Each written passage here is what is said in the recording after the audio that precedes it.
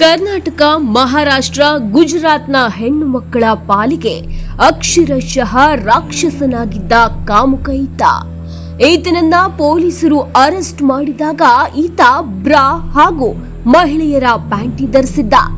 ಈತನ ಒಂದೊಂದು ಕೃತ್ಯವೂ ಭಯಂಕರ.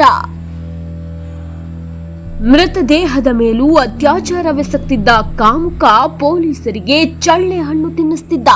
ಸ್ವತಃ ಪೊಲೀಸ್ ವೃತ್ತಿಯಲ್ಲಿದ್ದ ಈತ ದೇಶವನ್ನೇ ಬೆಚ್ಚಿ ಬೀಳಿಸುವ ವಿಕೃತ ಕಾಮಿ. ಪಕ್ಕಾ ಪ್ಲಾನ್ ಮಾಡಿ ರೇಪ್ ಮಾಡ್ತಿದ್ದ ಈತನೇ ಉಮೇಶ್ ರೆಡ್ಡಿ.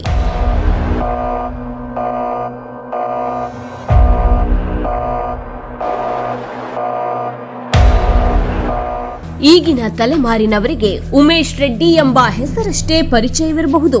ಆದರೆ ಈತನ ಕೃತ್ಯಗಳು, ಹಿನ್ನೆಲೆಗಳ ವಿವರ ಅಷ್ಟಾಗಿ ಗೊತ್ತಿರಲಿಕ್ಕಿಲ್ಲ. ವಿಕೃತ ಕಾಮಿ, ಸರಣಿ ಹಂತಕ, ವಿಚಿತ್ರ ನಡವಳಿಕೆ ಹೊಂದಿದ್ದ ಈತನ ಕಥೆ ಎಂತವರಲ್ಲೂ ಅಸಹ್ಯ ಹುಟ್ಟಿಸುವಂತದ್ದು.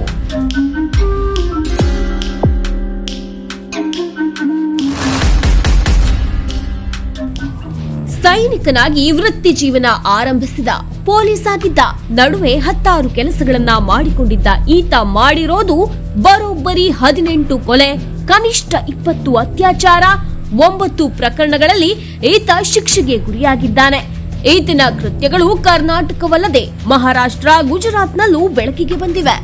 ಇನ್ನು ಕೆಲವು ಪ್ರಕರಣಗಳು ಹೊರ ಜಗತ್ತಿಗೆ ಪರಿಚಯವೇ ಆಗಿಲ್ಲ ಎನ್ನುತ್ತಾರೆ ಪೊಲೀಸರು.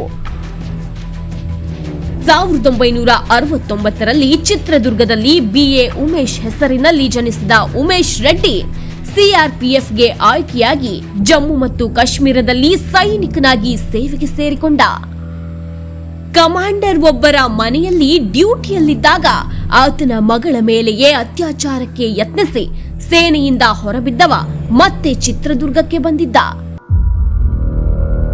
ಮಧ್ಯಪ್ರದೇಶದಲ್ಲಿ ಪೊಲೀಸ್ ತರಬೇತಿ ಪಡೆದು ಬಂದ ರೆಡ್ಡಿ ಮುಂದೊಮ್ಮೆ ಸೀರಿಯಲ್ ಕಿಲ್ಲರ್ ಆಗುತ್ತಾನೆ, ಹಲವರ ಮೇಲೆ ಅತ್ಯಾಚಾರ ಎಸಗುತ್ತಾನೆ ಎಂಬುದು ಕನಸು ಮನಸ್ಸಿನಲ್ಲೂ ಎಣಿಸುವ ವಿಚಾರವಾಗಿರಲಿಲ್ಲ. ಜೊತೆಗೆ ರೆಡ್ಡಿಯೂ ಅಷ್ಟೇ, ಆತನಲ್ಲೊಬ್ಬ ಹಂತಕ, ಕ್ರಿಮಿನಲ್ ಇದ್ದಾನೆ ಎಂಬುದು ಹೊರ ಜಗತ್ತಿಗೆ ಗೊತ್ತಾಗದಷ್ಟು ಎಚ್ಚರ ವಹಿಸಿ ಕೃತ್ಯಗಳನ್ನ ಎಸಗುತ್ತಿದ್ದ ಕೇಡಿ. ಆತನ ಟಾರ್ಗೆಟ್ ಆಗಿದ್ದು ಗೃಹಿಣಿಯರು.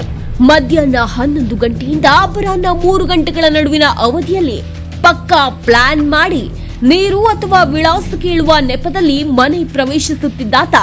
ಚಾಕು ತೋರಿಸಿ ಬೆದರಿಸಿ ಬಟ್ಟೆ ಬಿಚ್ಚುವಂತೆ ಮಹಿಳೆಯರಿಗೆ ಹೇಳುತ್ತಿದ್ದ. ನಂತರ ಅವರ ಕೈಕಾಲು ಕಟ್ಟಿ ಅತ್ಯಾಚಾರವೆಸಗುತ್ತಿದ್ದ. ಸಂತ್ರಸ್ತಿಯನ್ನ ಉಸಿರುಗಟ್ಟಿಸಿ ಪ್ರಜ್ಞೆ ಇಲ್ಲದಾಗ ಈತ ಕೃತ್ಯ ಎಸಗುತ್ತಿದ್ದ. ಅತ್ಯಾಚಾರದ ಬಳಿಕ ಅವರನ್ನ ಕೊಂದು ಚಿನ್ನಾಭರಣಗಳೊಂದಿಗೆ ಪರಾರಿಯಾಗ್ತಿದ್ದ. ಈ ಮೂಲಕ ಇಡೀ ಘಟನೆಗೆ ದರೋಡೆಯ ಬಣ್ಣ ಬಳಿಯುತ್ತಿದ್ದ.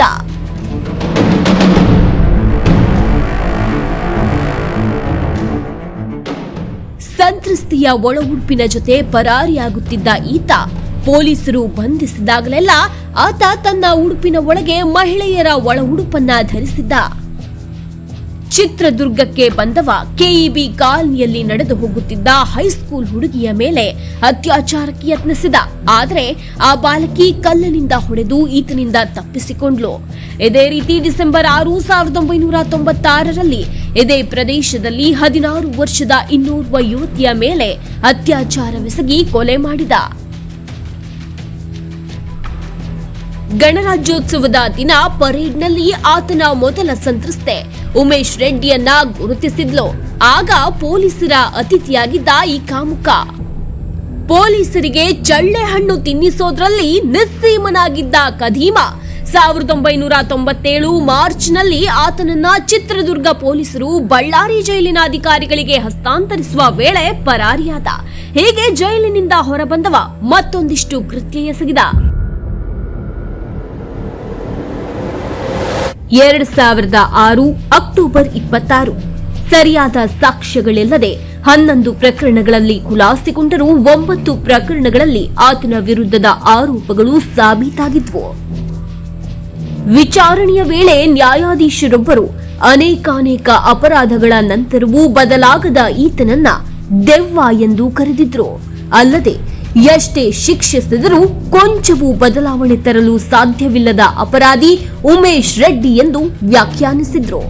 ಗಲ್ಲು ಶಿಕ್ಷೆಯಿಂದ ಪಾರಾಗಿ ಜೈಲಿನಲ್ಲಿರುವ ವಿಕೃತಕಾಮಿ ಸೈಕೋ ಕಿಲ್ಲರ್ ಉಮೇಶ್ ರೆಡ್ಡಿ ಕಥೆಯಾಧಾರಿತ ಹಲವು ಸಿನಿಮಾಗಳು ತೆರೆ ಕಂಡಿವೆ. ಎಂದಿಗೂ ಈತನ ಕತೆ ಕೇಳಿದವರು ಅಸಹ್ಯ ಪಡುವುದಂತೂ ಸತ್ಯ.